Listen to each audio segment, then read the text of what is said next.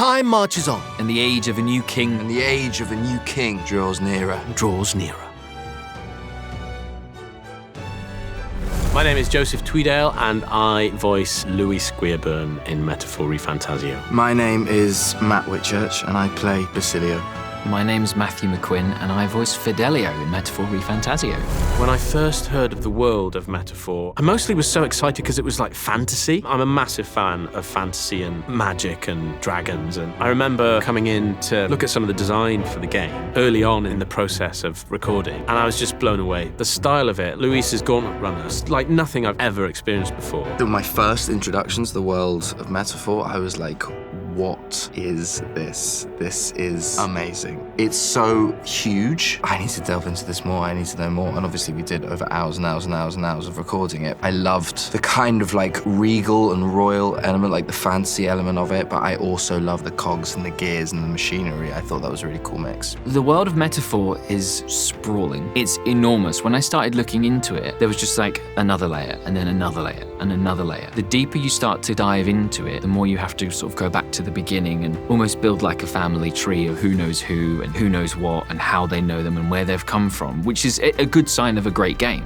How would I describe Luis? He is a young, charismatic military commander. He is a bit of an upstart, has these ideals of changing the world. I think the current regime of the game, they're worried about him because he's developed this following. He is an accomplished warrior and wizard mage. He wants to change things and he'll do anything to achieve those goals. How would I introduce my character? He's of the Parapus tribe, so he's sort of half man, half beast. I describe him as loyal, principled. I think he's fun, but he's dangerous as well. Fidelio is loyal to a fault. Sometimes the loyalty makes him blind to things that he should really pay more attention to. That's where Basilio comes in. Little Jiminy Cricket, his conscience voice. And what I found interesting about him was that he latches on very quickly to Luis and doesn't let go, even when he probably should. And even when other people around him are starting to ask questions. I love Luis's design. I love how he's so outwardly flamboyant, but also really kind of reserved. How no nonsense he is. He doesn't really care what anyone thinks. If, say, he made a decision that thousands of innocent people died, Luis is the kind of guy who'd be like, well, I had to do it because we've got to change the world. And if you can't see that, then you shouldn't be in the game you are. And I like a cloak. If someone could get me a Luis cloak, that'd be made. I think Fidelio's a really interesting character because he's so defined by his relationship with his brother. They're a package deal. There's this interesting dynamic that he's the older brother, but he's also the smaller brother. He's also the more serious one, the one who's most defined by his loyalty. In fact, his name, Fidelio, means loyal in Roman. I looked it up. He's sort of unaware of how emotional he is, of how his emotional attachments kind of manifest as passion. He thinks that passion is a sort of a really logical decision that he's made, but actually it's an attachment that he's formed without even realizing it. He's got a pretty cool costume.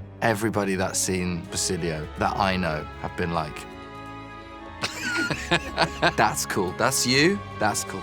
Voicing a character with a Scouse accent meant everything to me. I'm incredibly proud of being from Liverpool. I'm incredibly proud of being a part of that community and having family from there, having part of my heart there. It meant everything to be able to embody that and be able to bring that out. How would I win the public's favour? Now, I kind of want to say that I would do something like really heroic. I like to make marmalade. I'd give everyone a jar of marmalade, and if they didn't like marmalade, that's fine. I'd give it back. Maybe that would win me some points on the board. If that was Luis's plan, he'd give you the marmalade. If you didn't like it, he'd kill you. Obviously, I wouldn't do that. I mean, maybe I should. Maybe that's the way to get to the top. I'd probably try and get a laugh. That would be my first instinct. And if that doesn't work, I'd just try and be really nice. I'd probably do a silly dance or something like that. I don't think I'd do anything like Basilio would. I'd say about 10 years ago, I'd do something really athletic, but not anymore.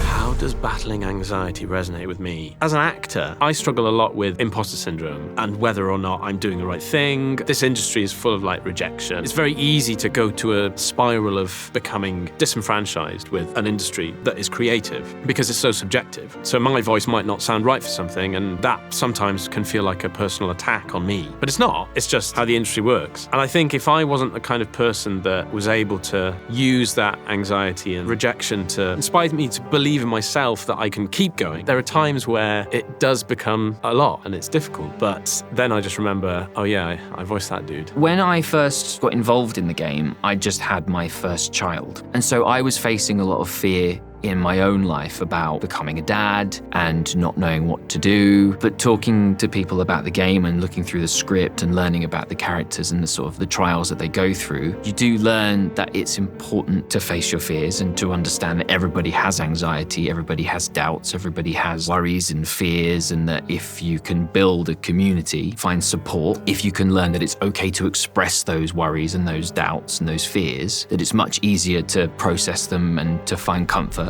I think what draws people into this game so incredibly, like all great pieces of art, like all great stories, it speaks to kind of everyone right in here. It's a fantasy game, it's beautiful, it's exciting, but it's also full of allegories and metaphors. The style of the game, that's one of the biggest things for me, I think. It's so unique, it's so colourful. There's just so much going on that's so exciting. That's why people love it. It's been incredible to see how quickly the game has been latched onto by people and how well it's done. You've got people from quite a diverse background, lots of different accents, lots of different upbringings, lots of different experiences, who are working on a script that feels very lived in. It's a very, very smooth and absorbing experience. I think it speaks to like the core of the human soul and about kindness and inclusion, community, sticking together. And I think that's really important at the moment. Beyond all of the fun and the thrills, it speaks to everyone. And I think that's what's really special about it.